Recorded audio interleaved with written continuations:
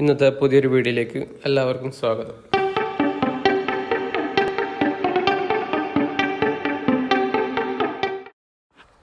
അപ്പോൾ ഇന്ന് നിഫ്റ്റിയിലൊരു ട്രേഡ് എടുത്തിട്ടുണ്ടായിരുന്നു. 23,500 എത്തിയപ്പോൾ അവിടുത്തെ ലിക്വിഡിറ്റി ഒന്ന് കളക്ട് ചെയ്യാൻ വേണ്ടി ഇന്നും കൂടി താഴേക്ക് പോയപ്പോൾ ആണ് എൻട്രി എടുത്തത്.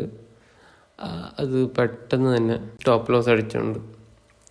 അപ്പോൾ ഈ കൊല്ലത്തെ അവസാനത്തെ എൻട്രിയും നമ്മളത് സ്റ്റോപ്പ് ലോസ് ആണ്.